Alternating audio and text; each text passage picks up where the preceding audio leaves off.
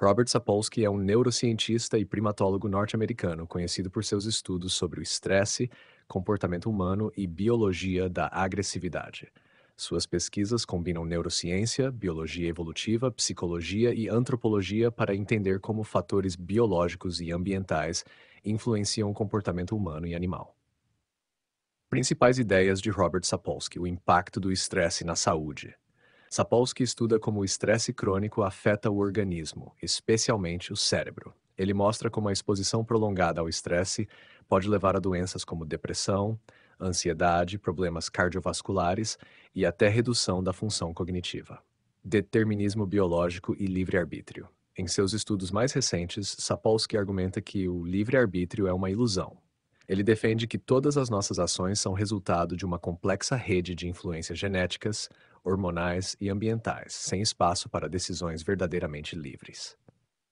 A agressividade e o comportamento social. Ao estudar babuínos na África, Sapolsky observou como a hierarquia social e o estresse afetam o comportamento dos indivíduos.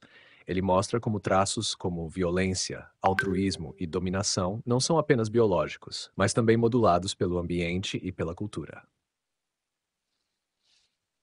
A interseção entre biologia e cultura. Ele argumenta que o comportamento humano não pode ser explicado apenas pela genética ou pelo ambiente, mas sim por uma interação entre ambos. Cultura e sociedade desempenham um papel essencial na regulação dos instintos biológicos. Principais obras: Why Zebras Don't Get Ulcers, volume 4, revisado em 2004 e 2009. Explica os efeitos do estresse crônico sobre a saúde, comparando humanos com animais que só experimentam estresse agudo e passageiro.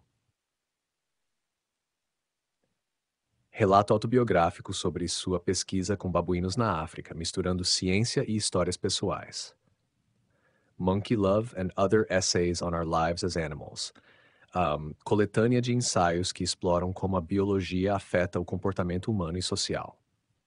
Behave: The Biology of Humans at Our Best and Worst. Livro extenso que analisa o comportamento humano desde suas bases neurobiológicas até influências evolutivas, sociais e culturais. A Science of Life Without Free Will defende a ideia de que o livre-arbítrio é uma ilusão e que todas as nossas escolhas são produto de processos biológicos e ambientais. Sapolsky é uma referência na divulgação científica sobre comportamento e neurociência, trazendo uma visão detalhada e acessível sobre temas complexos. Se você quiser aprofundar algum desses pontos, posso explorar mais.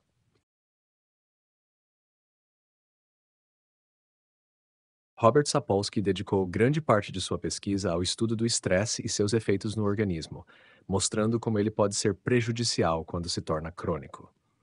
Seu livro Why Zebras Don't Get Ulcers, 94, é a principal obra sobre esse tema e explica como o estresse, originalmente uma resposta adaptativa, pode se tornar destrutivo em humanos.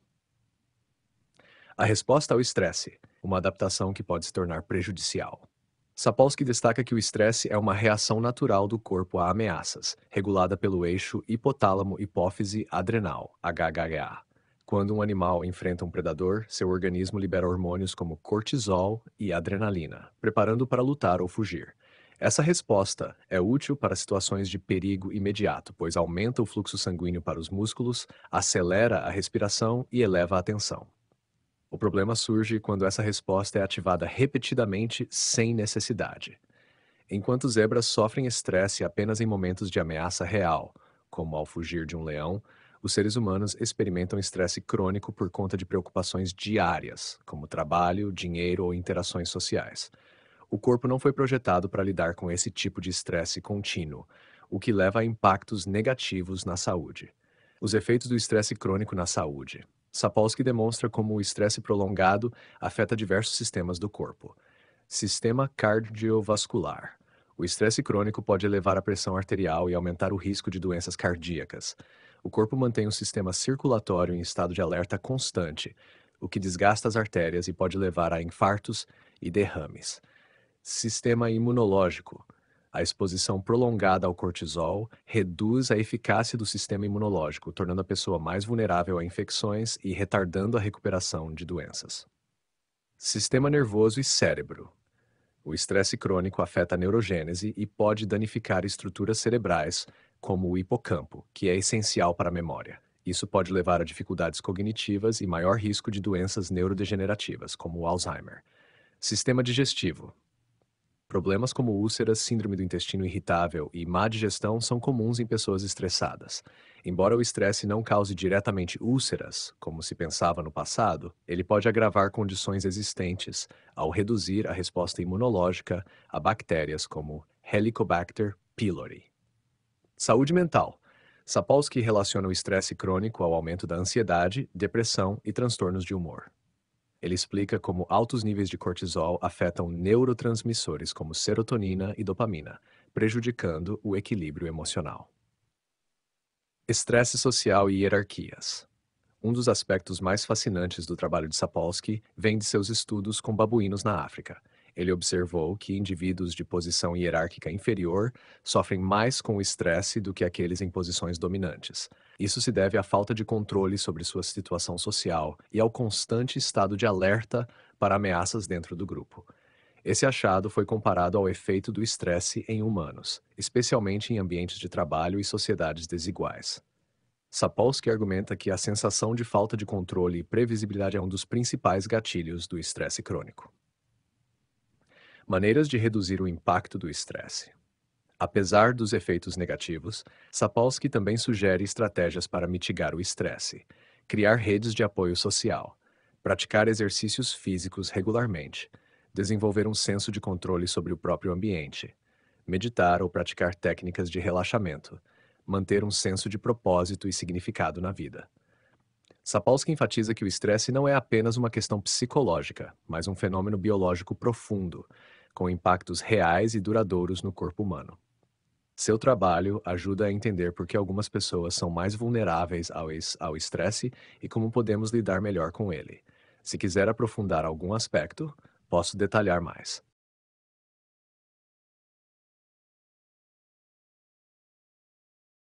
Robert Sapolsky defende que o livre-arbítrio é uma ilusão e que todas as nossas ações são determinadas por fatores biológicos e ambientais.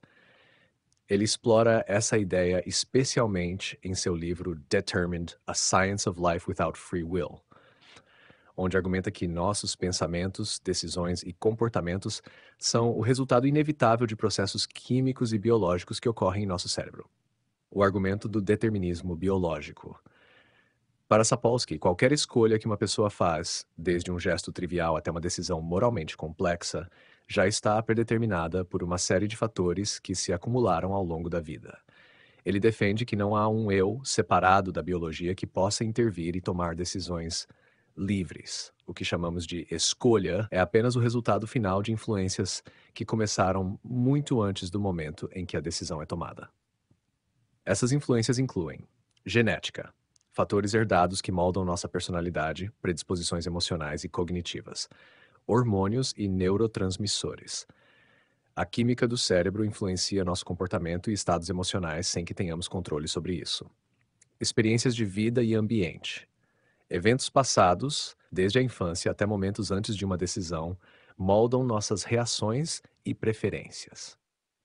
Fatores externos imediatos. O ambiente em que estamos inseridos no momento também condiciona nossas ações, seja por meio de pressões sociais ou de estímulos físicos diretos. O problema da culpa e da responsabilidade moral. Se não temos livre-arbítrio, o que acontece com a responsabilidade moral? Sapolsky argumenta que isso exige uma mudança profunda na forma como lidamos com questões como justiça e punição. Ele sugere que não faz sentido atribuir culpa individual a alguém por um crime ou comportamento prejudicial, já que a ação foi determinada por fatores além do controle da pessoa. No entanto, isso não significa que não devamos agir para prevenir comportamentos prejudiciais. Ele propõe que, em vez de punição retributiva, devemos focar em formas de reabilitação e na modificação dos fatores sociais e biológicos que levam a esses comportamentos. Refutação ao compatibilismo. Muitos filósofos tentam conciliar determinismo e responsabilidade moral por meio do compatibilismo. A ideia de que, mesmo que nossas ações sejam determinadas, ainda podemos ser considerados moralmente responsáveis. Sapolsky rejeita essa visão, argumentando que é uma tentativa de preservar uma noção ilusória de autonomia. Para ele, se tudo o que fazemos já está pré-determinado por causas anteriores, Não faz sentido dizer que escolhemos livremente algo. Consequências dessa visão. Se aceitarmos que o livre-arbítrio não existe, algumas mudanças práticas podem ser: reformulação do sistema de justiça para focar mais em prevenção e reabilitação do que em punição. Maior compreensão sobre os fatores que levam ao comportamento humano, reduzindo julgamentos morais simplistas. Aceitação de que nossas decisões são o resultado de processos inconscientes e biológicos, o que pode levar a uma postura mais empática com os outros. O pensamento de Sapolsky se alinha com uma visão fortemente materialista da mente, rejeitando a ideia de que exista algo como um eu separado da biologia. Ele acredita que essa perspectiva pode levar a uma sociedade mais racional e menos punitiva. Se quiser explorar algum ponto com mais detalhes, posso desenvolver mais. As ideias de Robert Sapolsky sobre determinismo biológico e a inexistência do livre-arbítrio geraram diferentes reações entre filósofos e cientistas. Essas reações variam de apoio entusiástico até forte discordância, dependendo da corrente filosófica ou da perspectiva científica adotada. Recepção nas principais correntes filosóficas. Determinismo hard, ou determinismo forte. Sapolsky se alinha diretamente ao determinismo forte, que sustenta que todos os eventos, incluindo pensamentos e decisões humanas, são completamente determinados por causas anteriores. Filósofos como Baruch Spinoza e Arthur Schopenhauer já defendiam ideias semelhantes, mas Sapolsky traz evidências neurocientíficas modernas para reforçar essa visão. Para os deterministas hard contemporâneos, suas ideias são bem recebidas, pois fornecem uma base científica para rejeitar o livre-arbítrio. Compatibilismo. Muitos filósofos da mente moral, como Daniel Dennett, argumentam que o determinismo pode coexistir com uma noção pragmática de livre-arbítrio. O compatibilismo sugere que, mesmo que nossas ações sejam determinadas, ainda podemos ser considerados responsáveis por elas, desde que sejam resultado de nossos próprios desejos e intenções. Sapolsky rejeita essa posição, argumentando que ela é apenas uma tentativa de preservar uma ilusão reconfortante. Compatibilistas, por sua vez, criticam Sapolsky por descartar a ideia de agência humana sem considerar nuances na relação entre neurociência e filosofia da moralidade. Libertarianismo metafísico. Filósofos que defendem o livre-arbítrio libertário, como Robert Kane, discordam fortemente de Sapolsky. Eles argumentam que ele reduz a idade da consciência humana a processos neurobiológicos e ignora a possibilidade de processos quânticos ou fenômenos emergentes no cérebro que poderiam permitir escolhas genuinamente livres. Essa linha de pensamento é comum em tradições filosóficas existencialistas e religiosas. Recepção na ciência, neurociência e psicologia. Dentro da neurociência, Sapolsky se apoia em evidências experimentais que mostram que as decisões são influenciadas por fatores inconscientes antes mesmo de se tornarem conscientes, como demonstrado nos experimentos de Benjamin Libet. Muitos neurocientistas concordam com a conclusão de que grande parte do que chamamos de escolha ocorre antes da consciência, mas alguns argumentam que isso não exclui a possibilidade de níveis mais altos de controle cognitivo sobre as ações. Biologia evolutiva e genética. Biólogos evolucionistas reconhecem a importância dos fatores genéticos e ambientais no comportamento, mas alguns criticam Sapolsky por enfatizar excessivamente a determinação biológica. Autores como Richard Dawkins e Steven Pink defendem que, embora a biologia imponha limites às nossas decisões, ainda há espaço para flexibilidade comportamental e adaptação cultural. Ciências sociais e antropologia.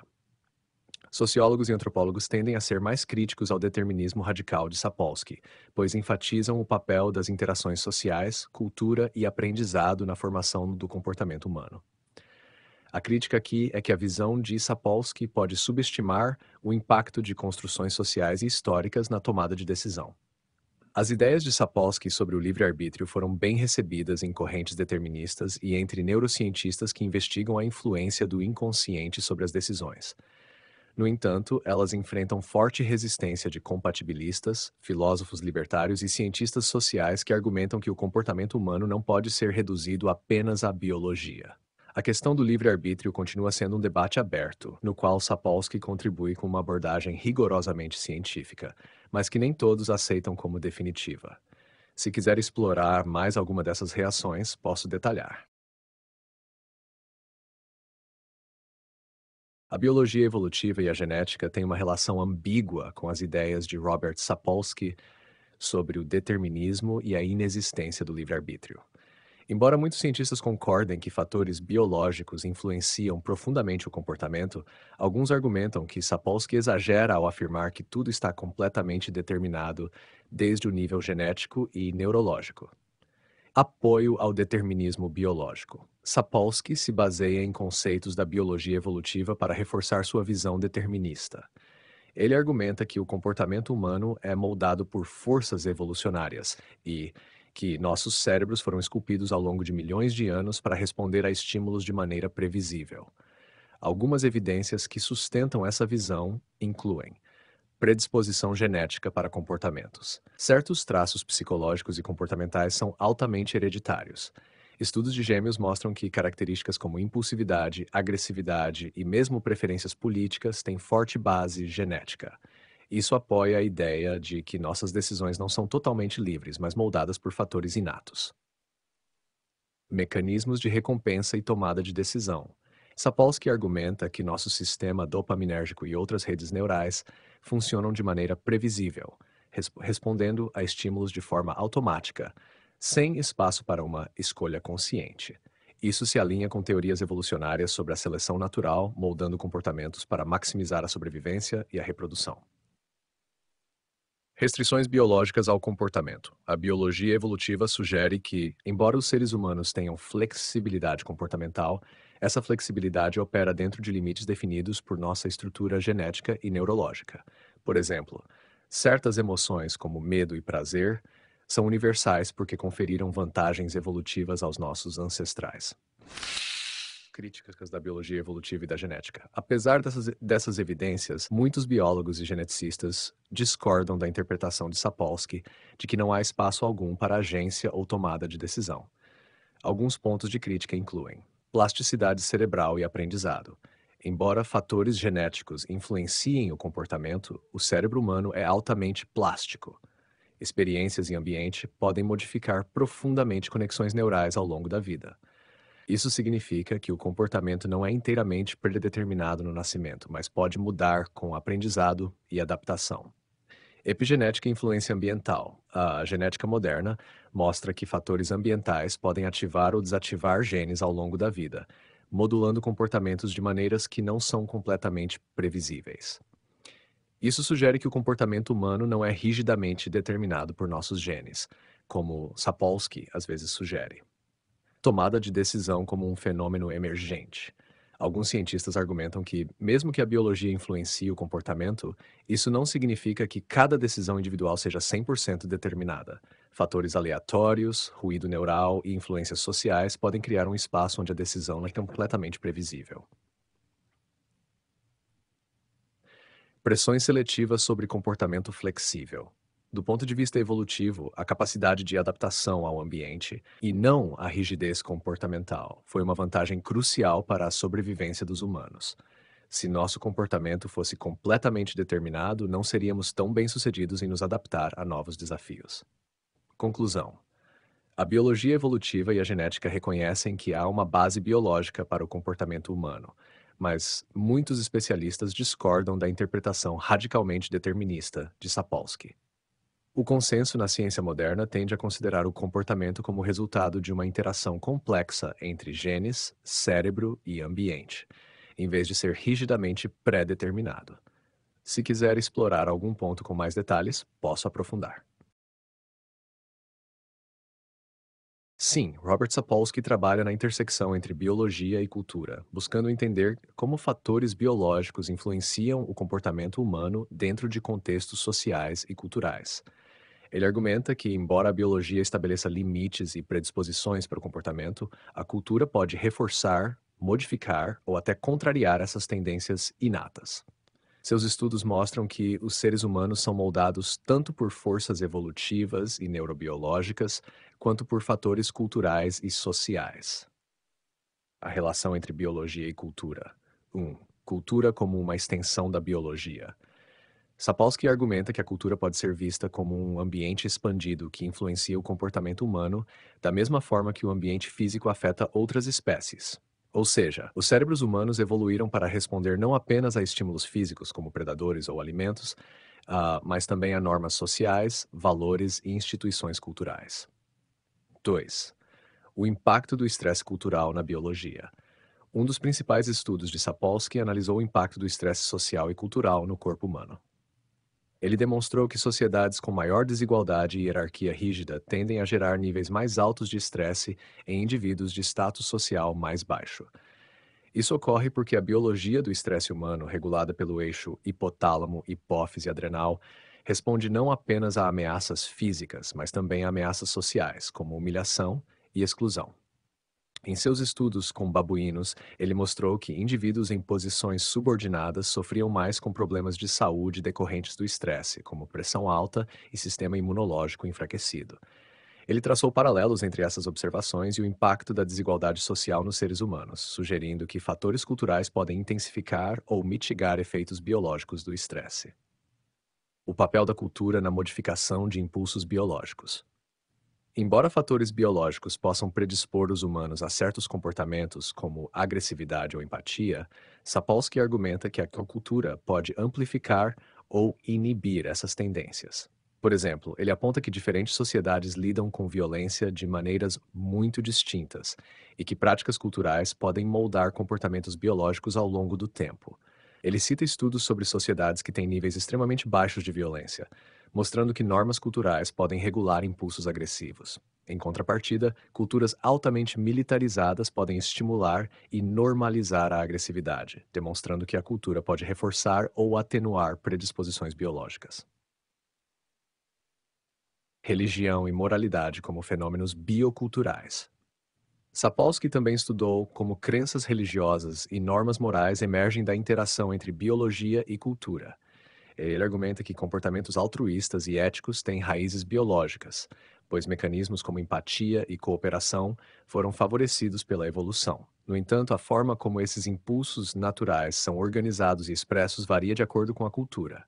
Ele sugere que religiões e sistemas morais são, em parte, formas institucionalizadas de reforçar padrões de comportamento que já existem em nível biológico, como o desejo de pertencimento e a aversão à traição. Por outro lado, ele também alerta que dogmas religiosos podem ser usados para justificar comportamentos que não são biologicamente naturais, como a discriminação contra grupos específicos. 5. Cultura como um fator que altera a evolução biológica. Sapolsky também explora como a cultura pode influenciar a evolução biológica humana.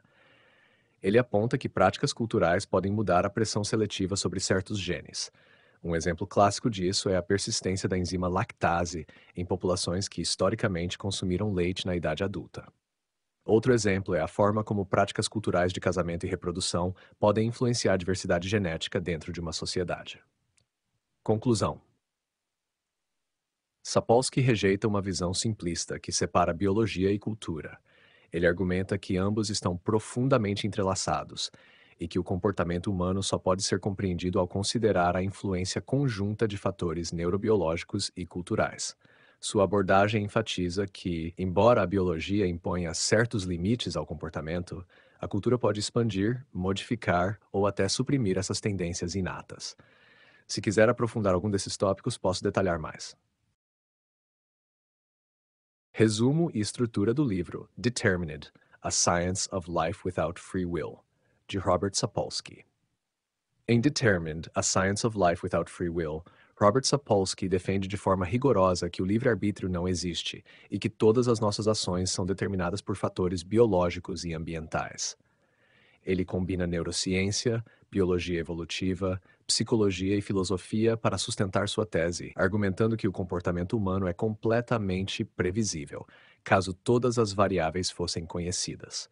O livro é estruturado de maneira didática, começando com conceitos básicos e avançando para implicações mais profundas e controversas. Estrutura da obra: 1. Introdução. O problema do livre-arbítrio. Sapolsky inicia o livro esclarecendo seu posicionamento. Ele rejeita totalmente a ideia de livre-arbítrio, mesmo em sua versão compatibilista, que tenta conciliá-lo com o determinismo. Ele apresenta o problema central do livro. Se não escolhemos conscientemente nossas ações, como podemos pensar sobre responsabilidade, moralidade e justiça? Ele também discute por que a crença no livre-arbítrio persiste, apesar das evidências científicas que ele considera contrárias. 2. O determinismo na biologia e na neurociência. Nesta seção, Sapolsky explora como as decisões humanas são, na verdade, resultados de processos biológicos pré-determinados. Ele apresenta estudos de neurociência que demonstram que decisões são tomadas pelo cérebro antes mesmo de se tornarem conscientes. Ele cita os famosos experimentos de Benjamin Libet, que mostram que a atividade neural precede a consciência da escolha. Explica como neurotransmissores, hormônios e redes neurais influenciam nossas ações, muitas vezes de forma automática. Discute a genética e como nossa biologia já nos predispõe a certos padrões de comportamento antes mesmo do nascimento. 3. O impacto do ambiente e do acaso no comportamento. Sapolsky argumenta que o ambiente é tão determinante quanto a biologia. Ele mostra como fatores como estresse, experiências na infância e até mesmo influências culturais podem moldar comportamentos de maneiras previsíveis. Além disso, ele aborda o papel do acaso. Embora eventos aleatórios possam influenciar nossas vidas, eles não criam liberdade, apenas adicionam um fator imprevisível dentro de um sistema determinista. 4. Desconstruindo o compatibilismo. Muitos filósofos acreditam que podemos manter uma noção de livre-arbítrio dentro de um mundo determinista, desde que o indivíduo tenha capacidade de refletir e agir de acordo com seus próprios desejos.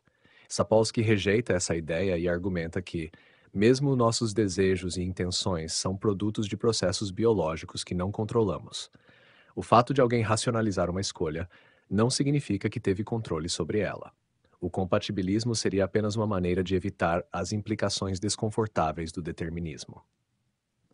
Implicações para a ética, moralidade e justiça. Se não temos livre-arbítrio, como podemos responsabilizar as pessoas por suas ações?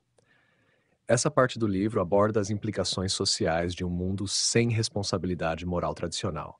O sistema de justiça deveria ser reformulado, pois punir criminosos por escolhas erradas seria irracional. A moralidade deve ser repensada de forma pragmática, sem depender da ideia de culpa pessoal. Ele sugere que, em vez de focarmos em punição, deveríamos investir em prevenção e reabilitação. Sapolsky também discute como essas ideias podem ser aplicadas em campos como economia, política e saúde pública. Conclusão: como viver sem livre-arbítrio? Na parte final, ele reconhece que aceitar o determinismo absoluto é difícil, mas defende que isso pode levar a uma sociedade mais compassiva e justa. Se entendermos que ninguém realmente escolhe ser violento, egoísta ou preguiçoso, podemos focar mais em ajudar as pessoas a melhorarem em vez de puni-las. Ele também reflete sobre como isso muda a forma como enxergamos a nós mesmos e nossas interações com os outros. Principais ideias do livro: 1. Não há livre-arbítrio, nem mesmo em um sentido limitado. Todas as decisões são determinadas por biologia e ambiente. 2. O cérebro toma decisões antes da consciência perceber. O que chamamos de escolha é apenas uma racionalização posterior. 3. O comportamento humano é previsível. Se tivéssemos todas as informações sobre um indivíduo, poderíamos prever suas ações. 4. A moralidade e a justiça devem ser repensadas. Precisamos de um sistema que reconheça que as pessoas não escolhem ser quem são. 5. Podemos construir uma sociedade mais empática. Se aceitarmos o determinismo, podemos focar mais em prevenção e menos em punição. Conclusão: Determined é um livro provocativo que desafia ideias profundamente enraizadas sobre livre-arbítrio e responsabilidade. Ele se baseia em ciência rigorosa para argumentar que nossas ações são inteiramente determinadas, o que levanta questões profundas sobre justiça, moralidade e o sentido da vida. Se quiser explorar algum ponto com mais detalhes, posso aprofundar. O livro Determined: A Science of Life Without Free Will, de Robert Sapolsky, recebeu críticas tanto da comunidade científica quanto de filósofos e estudiosos da moralidade e do direito. As principais objeções ao livro giram em torno de 3 pontos: a validade do determinismo absoluto, as consequências práticas da rejeição ao livre-arbítrio e a possível simplificação excessiva de conceitos filosóficos. Críticas ao determinismo absoluto. Uma das críticas mais comuns vem de cientistas e filósofos que questionam a ideia de que tudo é completamente determinado por fatores biológicos e ambientais. Excesso de confiança na previsibilidade do comportamento humano. Embora Sapolsky argumente que o comportamento humano é previsível se tivermos todas as informações, críticos apontam que o cérebro é um sistema extremamente complexo e dinâmico e que fatores como a plasticidade neural, influências ambientais e o acaso introduzem um nível de imprevisibilidade que não pode ser ignorado. O problema do ruído neural e da indeterminação. Alguns neurocientistas argumentam que o próprio funcionamento do cérebro inclui processos caóticos e probabilísticos, o que significa que nem tudo no comportamento humano pode ser explicado por um modelo rígido de causa e efeito. Isso coloca em dúvida a ideia de que o livre-arbítrio é totalmente ilusório. Ignorar os avanços da epigenética. Enquanto Sapolsky enfatiza o papel da genética e da biologia no comportamento, alguns especialistas apontam que a epigenética demonstra que fatores externos podem alterar a expressão dos genes ao longo da vida, sugerindo que o comportamento não é simplesmente um reflexo direto de fatores biológicos pré-determinados. Críticas às implicações morais e sociais. Outro ponto controverso é como a negação do livre-arbítrio afeta noções de responsabilidade moral, ética e justiça. Se não há livre-arbítrio, como podemos manter uma sociedade funcional? Muitos críticos argumentam que negar completamente a responsabilidade individual pode levar a um colapso na maneira como estruturamos leis, punições e até incentivos sociais. Mesmo que o sistema judicial precise de reformas, simplesmente abandonar a ideia de responsabilidade pessoal pode gerar dilemas éticos difíceis. O risco do determinismo como desculpa para o fatalismo. Se acreditarmos que todas as nossas ações já estão determinadas, isso pode levar a um sentimento de passividade ou desengajamento. Algumas críticas sugerem que isso poderia reduzir o esforço para a mudança social e individual, pois pessoas poderiam pensar que não têm controle sobre suas vidas. Dissonância com a experiência cotidiana. Muitas pessoas argumentam que, independentemente do que a neurociência sugira, sentimos que temos controle sobre nossas ações. Negar completamente a sensação pode ser visto como uma desconexão entre a teoria científica e a realidade da experiência humana. Críticas filosóficas. Filósofos que estudam o livre-arbítrio há séculos consideram que Sapolsky simplifica excessivamente alguns debates. Rejeição do compatibilismo sem uma análise profunda. O compatibilismo, a ideia de que livre-arbítrio e determinismo podem coexistir, é defendido por muitos filósofos, incluindo Daniel Dennett e John Martin Fisher. Sapolsky descarta essa posição rapidamente, sem explorar todas as suas nuances. Muitos críticos argumentam que ele não se engaja profundamente com argumentos sofisticados que tentam reconciliar liberdade e determinismo. Foco excessivo na neurociência sem considerar abordagens filosóficas mais amplas.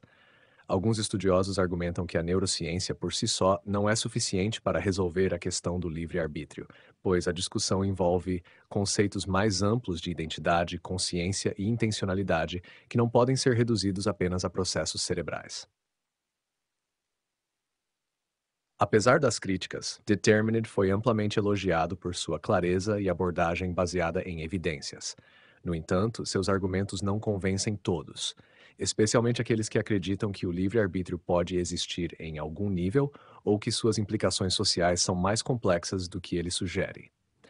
A polêmica gerada pelo livro reforça a relevância do debate sobre determinismo e responsabilidade na ciência e na filosofia contemporâneas. Se quiser que eu aprofunde alguma dessas críticas ou explore outro ponto do livro, posso detalhar mais.